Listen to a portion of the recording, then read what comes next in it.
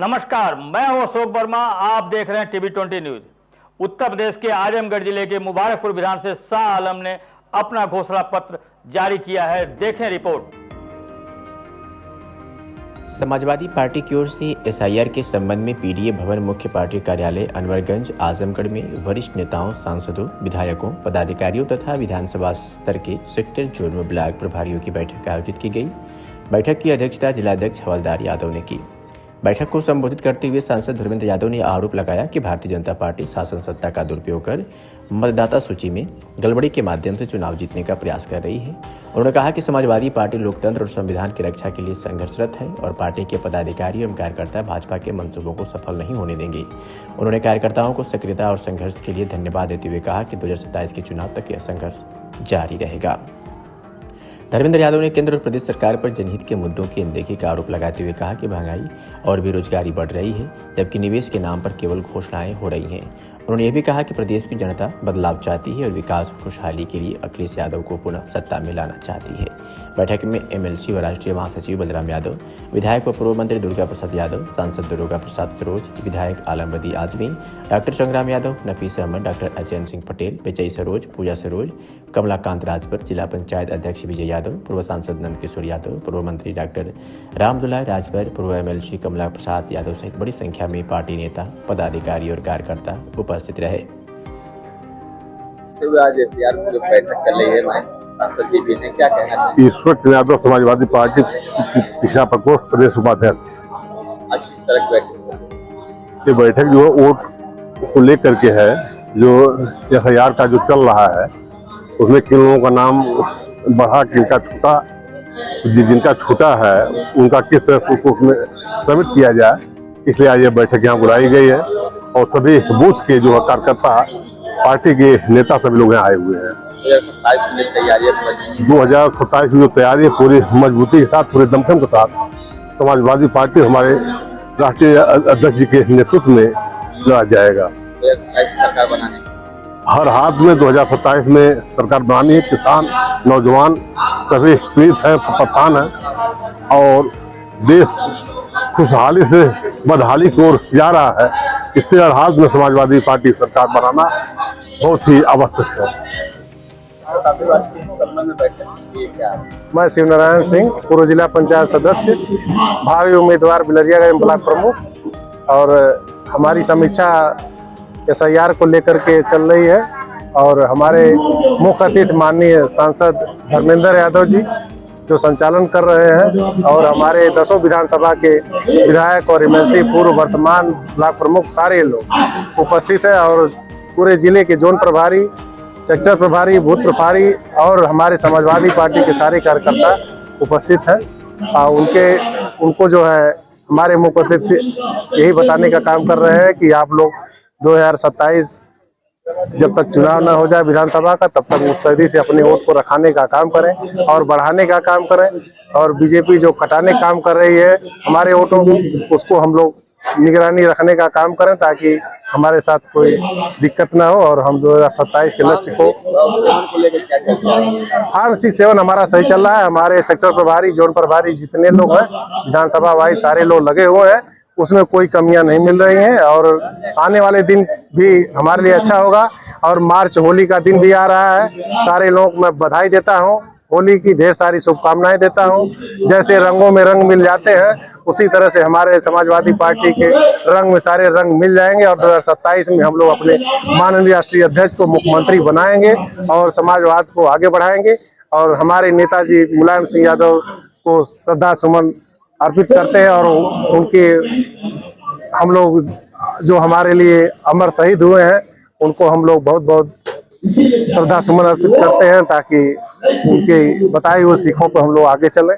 और होली की ढेर सारी शुभकामनाएं देते हुए अपने माननीय राष्ट्रीय अध्यक्ष को 2027 में मुख्यमंत्री बनाने का काम करेंगे। यही हमारे तमाम जोन प्रभारी, सेक्टर प्रभारी सारे लोग आज वचनबद्ध होंगे और 2027 में हम सरकार बनाएंगे। आज पूरे जनपद आजमगढ़ के सभी हमारे संगठन के पदाधिकारियों की एक बैठक हम लोगों ने ली, जिसमें एसआईआर की अब तक की प्रगति की भी समीक्षा की और जो बचे हुए दिनों की परिस्थितियां उस पर भी चर्चा की।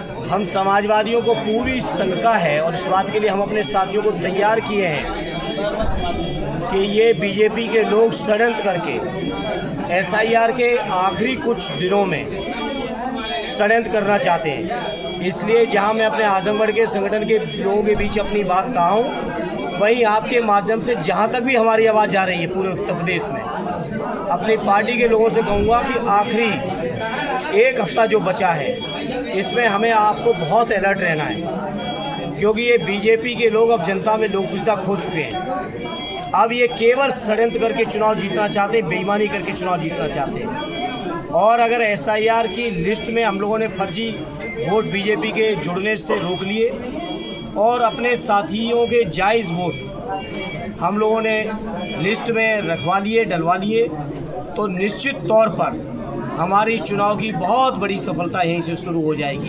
सर, बीजेपी डंके की चोट पे कहती है कि ये एड़ी से चोटी एक कर लें, लेकिन ये जीत नहीं सकते हैं। हाँ, हो सकता है कहीं किसी आयोग ने, कुछ अधिकारियों ने उन्हें आश्वासन दिया हो तभी वो डंका बजा रहे हैं। बाकी तो डंका उत्तर प्रदेश की जनता ने उनका बजा ही दिया है, उत्तर प्रदेश की जनता ने बजा ही दिया है। अभी देखिए कल ही फैसला आया है, दिल्ली के पूर्व मुख्यमंत्री अरविंद केजरीवाल जी, उप मुख्यमंत्री सिसोदिया जी और उनके 23 साथियों को माननीय न्यायालय ने निर्दोष साबित किया है। आप सोचो, चुनाव जीतने के लिए उस पूरी पार्टी की जाने कितने लोगों को फंसा दिया था, चुनाव जेल से रह के लड़ना पड़ा। तो ये जो डंका बजा रहे हैं, ये एजेंसियों की दम पर, चुनाव आयोग की दम पर बजा रहे हैं, ये जनता में अब लोकप्रिय नहीं है। सर, पंचायती चुनाव को लेकर आप क्या कहना चाह रहे हैं? अब वो गए हैं, पर्यटक बन के अपना पर्यटन करें। उत्तर प्रदेश की जनता को ना तो इन्होंने लाखों करोड़ के एमओयू जो साइन किए थे, आज पूछिए वो एमओयू में कितना पैसा ज़मीन पे या योजनाएं ज़मीन पे आई हैं, और न कुछ होने जा रहा है इनकी विदेश यात्राओं से। अब चूँकि उनको विदाई होना तय है, तो इस बीच कुछ प्रोटोकॉल के अंदर उनका पर्यटन कर रहे हैं, करने दीजिए। आज जनसभा से क्या मैसेज देना चाहेंगे लोग? हमने अपने संगठन के साथियों, जनसभा नहीं थी, हमारे संगठन की बैठक थी। जनसभा होगी तो कहाँ हो पाएगी इतने छोटे पंडाल में? जनसभा तो फिर आजमगढ़ की आप जानते ही हो कितना बड़ा मैदान चाहिए होगा। सर, एक दिन पहले बृहद रोजगार योजना का वो मेला लगाया गया था, उसमें ये मतलब लोगों को बताया गया कि आप लोग यहाँ आइए और आपको रोजगार मिलेगा। इसको लेकर के आप क्या करते हैं, जबकि उन्होंने बाहर की विदेशी कंपनियों को भी यहाँ बुला कर दिया? कुछ नहीं है, ये देखिए केवल इवेंट मैनेजमेंट है, पीआर मैनेजमेंट है, अपनी इमेज बनाना चाहते हैं। भाई पिछले 11 साल बल्कि 12 साल होने जा रहे हैं केंद्र की सरकार को, 9 साल से ज़्यादा हो गए उत्तर प्रदेश की सरकार को। इन्होंने वादा किया था हर साल 2 करोड़ रोज़गार का, यूपी ने भी वादा किया था 70 लाख रोज़गार का। आखिर आप पत्रकार मित्रों सवाल ही नहीं पूछ रहे हो, हिसाब किताब लगाओ कि देश के कितने नौजवानों को रोज़गार मिलना चाहिए था और कितनों को मिल रहा है। अभी आदरणीय बलराम बाबू जी ने अपने भाषण में कहा कि जहां आमदनी दूनी करने की बात की थी बीजेपी के लोगों ने, आमदनी छोड़िए अब लागत नहीं निकल रही है। तो ये तो हाल कर दिया है पूरे देश का। जहां अभी तक अमेरिका के लिए बाजार बंद थे या एक बड़ा टैरिफ था, तब हमारे किसानों की दुर्दशा थी, तो अब जिस तरह अमेरिका डील हुई है व्यापार की, उसके बाद मैं समझता हूँ हमारे किसानों की हालत बद से बदतर होने जा रही है। और मैं समझता हूँ देश के किसानों को लामबंद होके इस अमेरिकन डील का मजबूती से पुरजोर विरोध करना चाहिए। और जैसे 3 काले कानून वापस हुए थे किसानों के, उसी तरह से ये अमेरिकन डील रद्द होनी चाहिए।